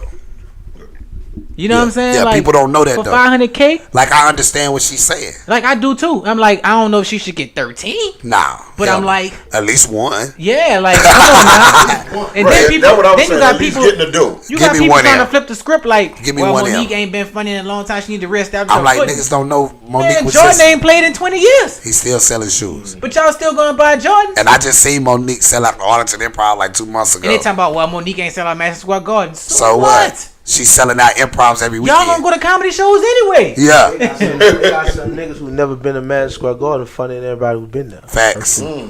You got a nigga who could beat Jordan. Facts. Right. I mean, we probably gonna never meet him. Probably never meet him. I mean, you heard of the niggas, because a lot of niggas not funnier than Lavelle Crawford. And a lot of niggas not funnier than Monique. Yep. That's true. That's true. People were saying she not funny as Chappelle and Rock. I'm like, I think TK no, she right there with Chappelle and Rock. When we talking about materials, delivery, she right there. Yes. She right there. If I'm mistaken, I'm pretty sure Monique made the phrase "skinny bitches" popping. Right. That was her shit. Everybody else was afraid to go. She kept pushing that shit, and she put Chappelle on stage. Yeah, in DC area, she put him on stage. You know what I'm saying? So Chappelle, great, he dope. But people that's trying to, and this is not his argument. This is not his argument. You know what I'm saying? This is not his argument. But for people that's saying, because she used them as a barometer. She used Rock and, because it's other people with specials on Netflix. Yeah. But she used them as a barometer to where she's at in her career and what she's actually done in her career to what they've done in their career. And if you look at the resumes, it's almost parallel. Right. Yeah. You know what I'm saying? Yeah. It's almost parallel. No. I mean, okay. But if we talking about TV, if we talking about TV, talk about Martin no more. It's a few. She not. I mean, I feel like Chris Rock. I feel like Chris Rock and Dave Chappelle. That's unfair. You know what I'm saying? It's like comparing anybody to LeBron and Jordan. You know what I'm saying? True. Because it's unfair. Those guys, especially Chris Rock, and they're writers, though. They wrote their own movies. You know what I'm saying? These guys have put out multiple movies that are, they ain't win no Oscar. And I ain't knocking that. They ain't win no Oscar. That's why I asked about Martin, though, because Martin from DC. What hasn't Martin done? Like, Martin. When you check off those boxes, like he's a legend. Write your own shit. Martin back torn. Movies. Yeah, Martin's a legend. Nobody brings Martin up no more. Yeah, Martin torn. Nah, bro. Listen, he's a legend, bro. But if that show come on, he a legend, bro. Right. If he say he got a show, he's legendary, bro. Martin say he got a show at the Lakefront Arena. He's legendary, bro. It's certain people. That's what I'm saying when I say that. Monique got a show at the Lakefront Arena. We going. People going. People going, but I don't know if it would. See, the thing. Think about it, because they're going. They're going. They're going. It might not sell out to like 3 months. See Martin? Like everybody. Who going to see Chappelle? Everybody. More people going to see Rock every day. But who going to see? Who most going to see Monique? But who the youngsters going to see? They ain't going to see Monique. They ain't going to see Chappelle either. Nah, they going to see Chappelle. Yeah, going to see Chappelle. They going to see Chappelle. Well, I don't know. Other places. My little brothers are 15, 16. You know what I'm saying? Like Chappelle show is Dave like Chappelle. But some of these people wasn't born yet. Yeah, but it's a lot of these people. That's just like Martin. A lot of these people. That's just like Martin. But listen, Dave. You know what's crazy? My first time my little brother seen Dave Chappelle was his first Netflix special. Before that, they didn't. They wasn't old enough for killing. No, they don't even know who he was. Yeah. But after seeing that, then they went back and kind of researched him, because that's what the kids do nowadays. They see something, they go back to YouTube and they came in. It's like, we didn't even know Dave Chappelle used to do comedy. Right. Yeah. Like he's been like half baked and all that. You know what I'm saying? But I feel like Chappelle's the GOAT, bro. I would say I think people selling Monique a little bit short. I definitely agree with that. People not in the industry for sure. Yeah. Yeah. Because there's some comedians out there that selling us. Yeah. Out of sight, out of mind. I hear both sides of the argument, though. Right. I understand. People, but for people to say that she not work, or she should have took the 500. I feel like the way they don't understand. But I do feel like the way she does things. It's a bad taste. It's bad. It's bad. It's a bad taste. She got that LeVar Bell. Whoever her PR is needs to be fired. You gotta think. This what happened, and the same thing happened to Chris Tucker. Monique got to a certain level of success in her life. Yeah. She reached the pinnacle. She won an Academy Award. Yeah, an Oscar. You don't get no higher than that. You can't. She won an Oscar for acting. Yeah. You don't get no higher than that. And not even funny, not no funny movie. Now, that was a let's go back to this. Precious, Monique had a sit down late night show where she gave comedians a chance to do sets. Like, Conan that was a dope show. She had that show ran for years. Yeah, that was a dope show. Also had the Parkers. The Parkers ran for years. That's my shit, yeah. And she got her movies, and she's a bona fide killer on stage. Yeah. Oh yeah, she's a beast. So it's people that don't understand comedy. Yeah. Because comedy ain't what it used to be. Yeah. You know what I'm saying? Feel like she did. That's why we could get the buzz that Chappelle could get that type of buzz, because it ain't too many people out there that's killing it. That's killing it. She's not like that. But he's also likable. She's one on the black women too. Dave just dope. Yeah, True. Ain't that many black women lay that foundation like exactly. you know, she was deserved to be on Queens of Comedy. Yeah. And the Queens of Comedy. That's really like with the exception of because Melanie Camacho. I feel like Melanie Camacho is really. But even Melanie is dope. But out of all of them, Monique the one that went to stardom. Yeah, facts. Every one of those King and Queen of Comedy, they got somebody that went to stardom. Yeah, Steve Harvey went to stardom. Well, I think Bernie Mac kind of opened it up for that. But it's a different level. They all eating. I feel like all the Kings all the Kings eating are 8. Got they shine. I feel like it took Sid a little bit longer. Yeah, you're right. But now Steve is white famous. Steve is white famous. That's what I'm saying. Monique had got white famous. She did. She did get white famous. She had got white famous. Yeah. Once you get white famous, Chris Tucker had got white famous. That's a drug too. He got $20 million. Being white famous is definitely a drug. Yeah. Chris Rock handled it the best. That nigga's effortless. Because Chris Rock was white out the gate. He's effortless. I got another scenario. He black. He very black. That's my favorite comic. Chris Rock, my favorite comic. He's one of my favorite. One of my favorite. My whole reason being is he had them white people riled in. Because he's from that New York circuit. Yeah. It's different. You know what I'm saying? What he say? I made 1,000. DC circuit and that New York circuit. What he say? I made 1,000 black people laugh. Yes. Nothing happened. And next time I made one white man laugh and it changed my life. Changed my life. Now, I ain't saying leave your Chris people. Been rocking. But Chris material can translate to everywhere. All us. Everywhere. You know what I'm saying? Chappelle material everywhere could translate everywhere. But I tell you this night, he makes sure the roots are informed. Yeah. Chris Rock don't leave you uninformed. Nah, he's so listen. Chris Rock. Pretty much everything he say be on point. Yeah. Him and Dave are very similar. Oh man. Very, very that's similar. why I prefer Rock over Dave. Listen, that's why I really wanted that tour. Because I wanted that tour. I prefer Rock over Dave because I can relate more to Dave. I mean more to Rock. Yeah. I can relate. It's just a relatability. From a comedy perspective, I prefer Rock because of delivery. I prefer Rock because of delivery. That's my preference. Yeah. Rock's delivery. Like the bit with the when a white person can say nigga. No. Like that's Rock. That bit. That bit is phenomenal, dog. The big piece of chicken that was real in my big piece of chicken was listen. See, yo, that's why I like both of them, man. Both of them cats, Dave and Chris. Man, listen, it's hard. They had the show, and I think it was the first time they did it. Was down here in the Singer. I think Chris was on stage. When they went on stage together. Chris was supposed to come on stage. When they went on stage together. And Dave walked out. Yeah, they did I think they said they did like an hour and a half. The crowd went crazy. Yeah, an hour and a half. Dave came out, did about 25, 30 minutes. Out the blue in the middle, it said Chris walk out. Man. They're on stage for about 30 minutes. It's like two old niggas just. I wanted that tour. Just throwing shit at each other, dog. That's like when you supposed to do that tour, man. I wanted Kiss that on the verge. They just going back and forth. Bro, if Dave and Chris did that tour on stage, because you couldn't have no phone in there. Brother, I'll probably follow that tour. That'll probably be the only tour in the world. I can't open up for that. That'll probably be the only tour in the world I would buy a ticket to every date and drive and sell fire sticks. I'm gonna do some shit like that too, just like whatever. Drive to different concerts. Probably when I retire, do some shit like that. Them niggas is icy. It's magical for one of them to be. You don't even know Chappelle though. His name wasn't on the marquee. No. It was Chris Rock. I think he had an opener, and that was it.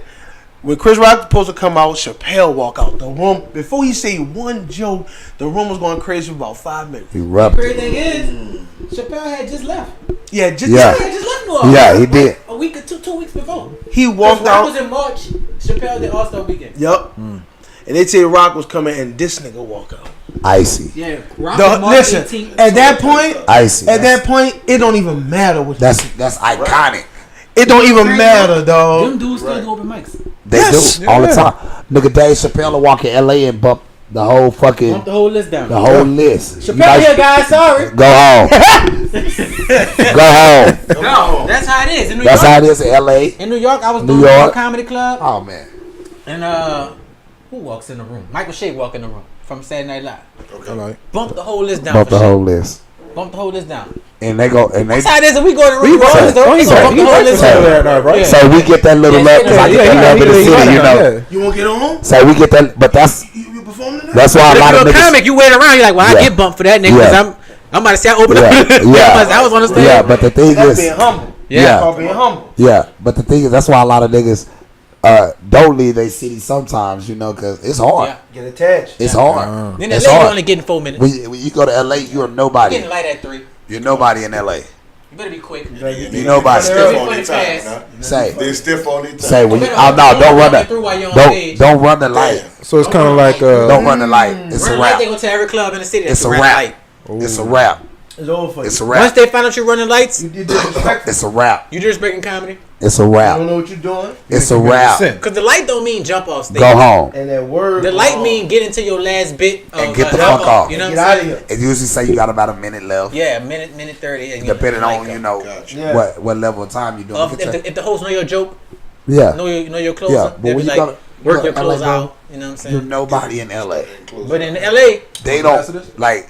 They don't pay shit in Texas like $50 or whatever per show. In LA, they pay headliners $13. Yeah. You know what I'm yeah, saying? for real. That's another thing. That's why I decided to go to New York with mine. Because I'm in New York too. Yeah, So, my whole thing was, they got money in New York. they do. That was my whole thing. I was like, they got money in New York. And I was like, in LA, you got stage time, and you got the writers and the producers, but you don't got that bread in LA. You know what I'm saying? People are In not. New York, they got that money. And moolah. Like Smokey put me on three shows.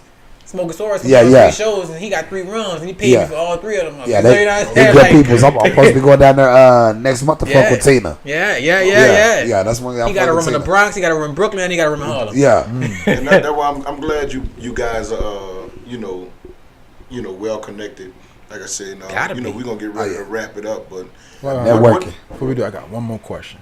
go ahead. When it comes to like Kevin Hart and the whole how he felt about when he got caught fucking around with the ugly ass little Mexican chick. Yeah. Really can't speak on this, but go. But no, it's not. It's not. We're not talking wait, about wait. that situation. Yeah. I was gonna say that was a promotional stunt. Yeah, I don't believe he did anyway. That was acting, poor acting at that. Yeah.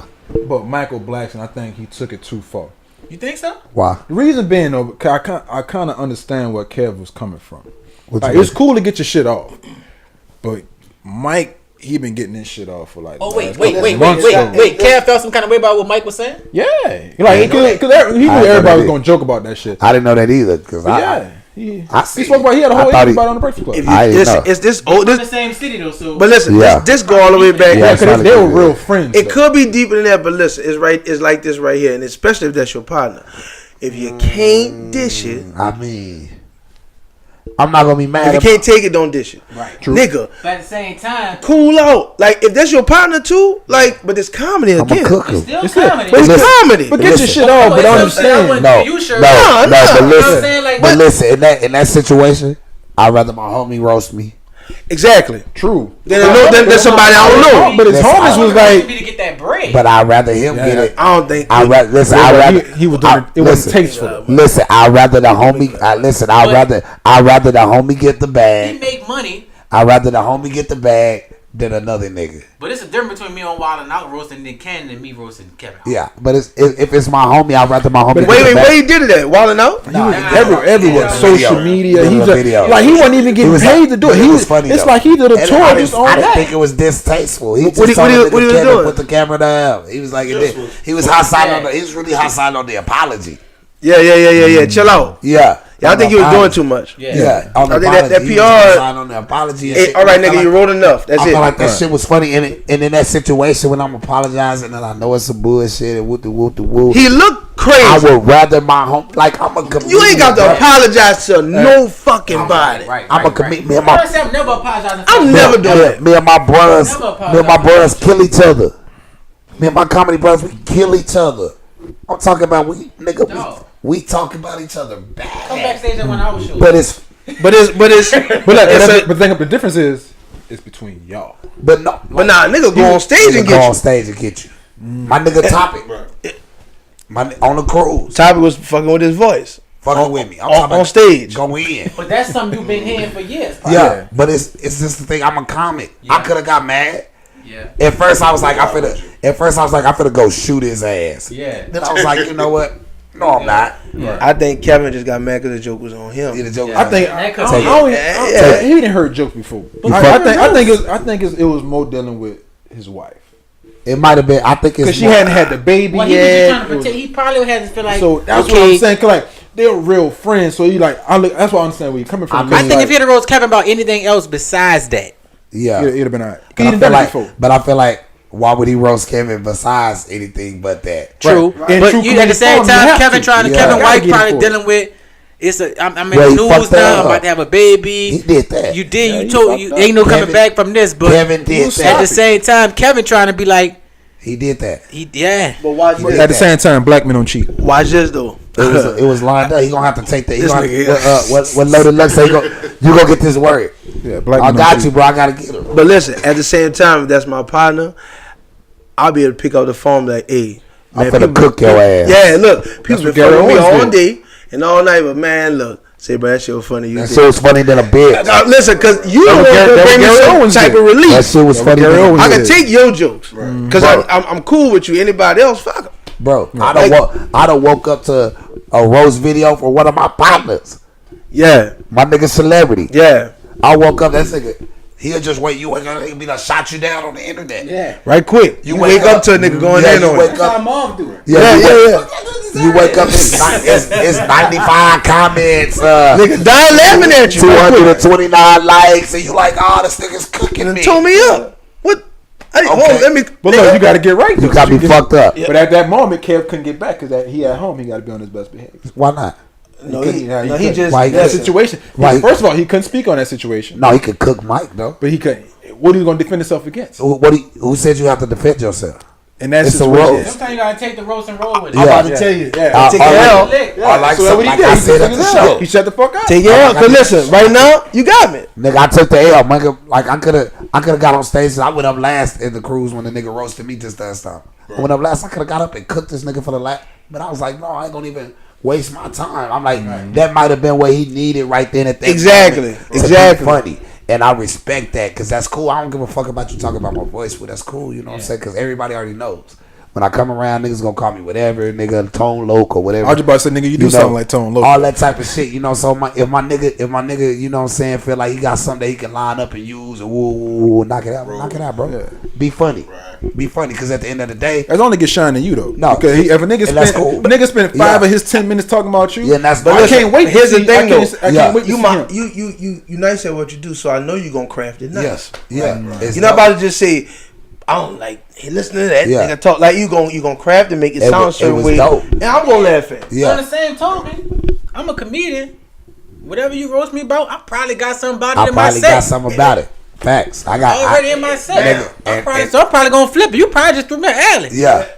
Yeah, but see, I already ran this. You know what I'm saying? Like, voice. You know, I know you heard Topic talking about my voice. Yeah. You know what I'm saying? Yeah. Like, everybody this knew. Me. I ain't got a cold. Yeah, you know what I'm saying? Yeah, like, that's actually part of my joke, right? Like some shit. You know what I'm saying? He actually took he hit my whole tag on the head, nigga. I tell people, I ain't got no fucking cold, nigga. This is me, nigga. But you just ride it out, bro. Because, nigga, when he came on stage, nigga, we were laughing. I said, nigga, you stupid. Yeah. That's funny. Yes. That's fucking funny. And then it's something that everybody in the room knew because they've been in the show, they saw. So it's like, that's the elephant in the room. Of course, everybody know how he sound. So you pull it. So it's, you know. It's the obvious thing. And of course. The thing is, as a comic, I just feel like you shouldn't be hurt by I'm about to say, you can't have soft skin and do You can't be hurt by that. You can't. I don't give a fuck what it is. I don't give a fuck what it is, bro. I don't give a fuck what it is. Take that L. Well, right now, my co-host telling me y'all got money to get to. I'm sorry. Go ahead, wrap it up then. You gotta get to the show too. I know y'all got your show, but before y'all go, oh, not big New Orleans. Anything you gotta plug in? Hey man, we out here, man. Make sure you go follow my page, man. At Be Real Funny, man. We got a lot of shit coming up, man. Nothing But Laughs Comedy has a lot of shit coming up. I'm getting ready to get my boy Sherv down to Texas, man. Do his goddamn thing. I'm gonna have to fuck with you, bro. You know what I'm saying? Just meet you, man. Marcus Caesar, man. He say he been getting 16 years. Nigga look 12. But we gonna turn that fake ID popping. What about you, Sherv? Shit. Tonight, 525 Frenchman at the Favela She. Outspoken poetry, comedy, R&B. 28 dinner in comedy at Cafe Istanbul. hosted by Frank White. Okay. And then February 3rd is my show. I'm starting off at Dunbar's Creole Cuisine on Earhart and Carrollton, Dunbar's Comedy Night. Okay. I'll be hosting that one, and that'll be every first Saturday of the month, starting the Super Bowl weekend, February 3rd. Word. Gotcha. Dunbar's brought that $1 breakfast back? Did they? Oh, it's lit. 99 cents. Yeah, man, that was my. I'm from Forest Street, so come on, you already know. I ain't even got to tell you. Either walking the full shell, or walking the green. You get a $1 breakfast. You walking, you get a $1 breakfast. So, Mark Caesar, I got a lot of stuff coming up, man. Y'all follow me at Pants1 on Twitter or at Mark_Caesar. Yep. Like the salad dressing. Not like Club Caesars, because that's spelled wrong. Might not come back. Yeah, you might not find me. But yeah, find me on Instagram or Twitter, Facebook too. But that's more like a family friendly site. Saturday, January 27th, I'll be at the Sanger Theater for the Boogie's Comedy Slam. Then on January 28th, I'll be at Cafe Istanbul for dinner and comedy. My man Shervey, Frank White. We got Blame coming down from Houston. Shit gonna be stupid. Y'all know Blame very is an asshole, bro. Blame got a problem. Blame is an ass. Oh my god, bro. Blame, but Blame, my dude. We gonna cut up. Then I got a show in Kendall that's out of town. February 1st, I got a show at Kendall. That's out of town. That's fall. That's 10 minutes from Uptown. That's fall. Very fall. It is. At Hoy Expressway fall. So we got that going on. Then, man, just a lot of stuff. Just be on the lookout for a lot of stuff going on, man. Just some stuff I'm not at liberty to speak on right now, but just keep up, man. Just keep up. We got a lot going on. All right. Well, shit, we're going to wrap this episode up. A They Shoulda Never Gave Us a Podcast. Nope. I'm your boy, South Beach Merc. And I'm D. Crosby. And like always, may peace be up on you, beloveds. Y'all in it out for us. At Shervey1, how your mama doing? Tell her Roosevelt looking for us. Hold up, Sherv. We got to stay. Y'all got to go. Yeah, we don't need you. Let welfare feed you. Yeah. Oh, yeah. Hey, how your mama them doing? Tell the Roosevelt said it. They had a nigga on the cruise saying that the whole night. Come on. He telling, hey, how you doing,